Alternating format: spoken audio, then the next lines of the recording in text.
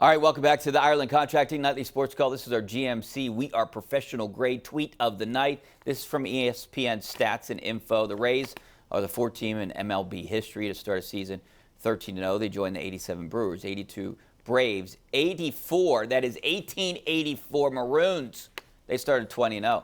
How about this Tampa team? How about the Buccos? The Buccos have a better record, better winning percentage than the Penguins. And you know what? Would you make the bet right now that they might have a better winning percentage at the end of the season than the Penguins do right now? I wouldn't. First off, I think they're going to win 74 games. Let me give you a couple quick hits on the Rays. They are unbelievable. 1884 was the last time a team was this good. Was Cookie there to cover it? I always wonder that one aloud. They're also beating teams to a pulp. They're winning by like 5.5, almost 6 runs a game. I think that more than anything is what's so impressive to me. Their margins have just been incredible. These haven't been close games. The other quick note on them, I'm envious of them because they always seem to have an endless stream of usable players and they make unbelievably shrewd deals. But on the other hand, I hate the Rays and I hate teams like them who say, hey, look, we're going to keep winning on a shoestring budget. Like, it bothers me that teams have made it almost stylish, like the Rays have, to say, we aren't going to spend money, but we'll still win. That annoys me. As for the Pirates, if you get back to me in 13 games in, get back to me 45 games in, Richie, that's kind of a nice fat number. That's roughly a quarter of the season just passed. If at 45 games in, this team is something like 25-20, then I will start to entertain the idea that they will linger around long enough to be maybe a 500 team this rest of this season. What I will say is quickly, baseball's pitch clock, its new emphasis or re-emphasis on speed and less of an emphasis maybe on home runs that's been there in the past, I think it benefits a team like the Pirates. They have some speedy guys. They have guys that can get around the bases and put pressure on opposing teams, and I do think that's going to help them. I do think it's a little easier to construct rosters on a small budget like that. And so at the very least, I expect them to play entertaining baseball. But even who cares about that, Richie? You know why? Because the pitch clock has made the whole sport so much better. I don't even care if they lose 100 games. I can sit there and watch it in 2.5 hours. It's a beautiful thing. I love the pitch clock, and I love Ji-Wan Bae. Guy's exciting to watch. Made a terrific catch at center field today. All right, let's go out to Andrew and Moon. How you doing, Andrew? Hey, good evening, guys. I just wanted to make a statement about the Pirates. I think it was about almost 2 weeks ago, and it might have been on the Showdown, where the question was asked to all the participants, what would be success for the Pirates? It may not happen, but what I would consider success is at the trade deadline, they become buyers instead of sellers. You know, that's really hard for me to buy into that right now, Chris. I would like that, but, I still feel like they're another selling of a year.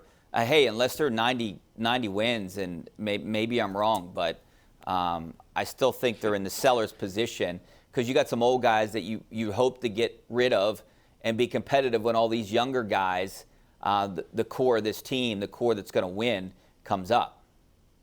Yeah, I think even if they were on a pace like that, I don't think they would try to upset the apple cart too much and add big. I think they would be conservative at the deadline. That's just my guess. Or they would say, hey, we've got some young guys that have come up recently. We expect them to be significant pieces down the stretch. It's also almost impossible to conceptualize this team winning 90 games this season.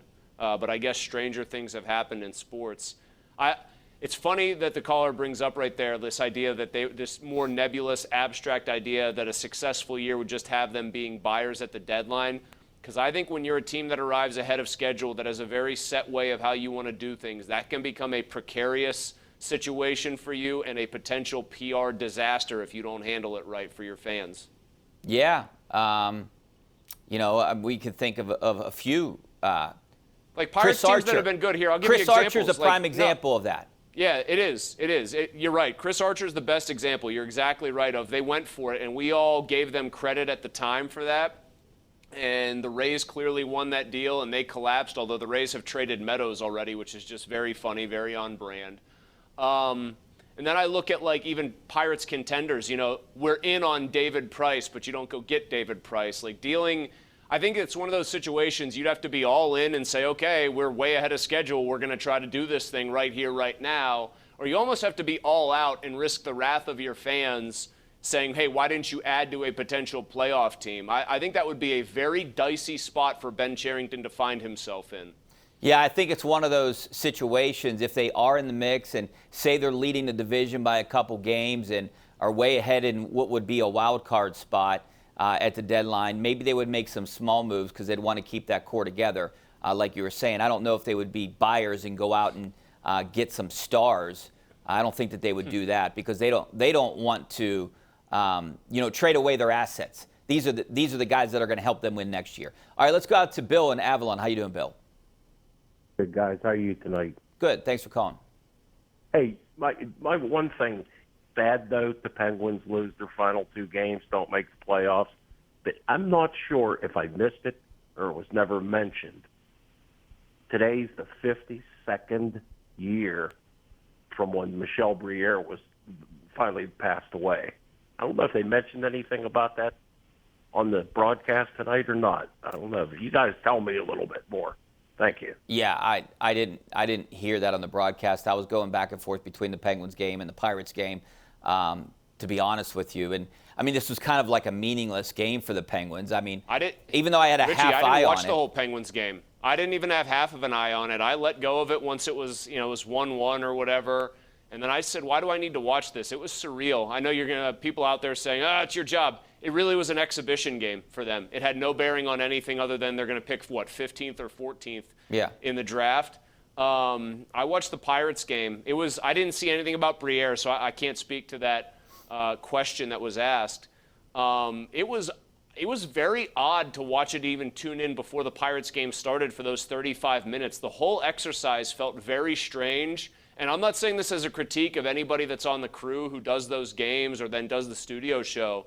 You could almost tell that none of them, it was uncharted territory, right? Yeah. These guys have not done a regular season game in over a decade and a half where there were no stakes. And so you're like watching people break down the action in between the first and second periods. And I'm sitting there on my couch, Richie. I don't know, maybe you were doing the same thing. Other people were going, so what? Yeah. What's it matter? Oh, a nice play here? Great. Who cares? I mean, that's literally what my reaction was. It's such a foreign concept, I think, for us in this town with that team.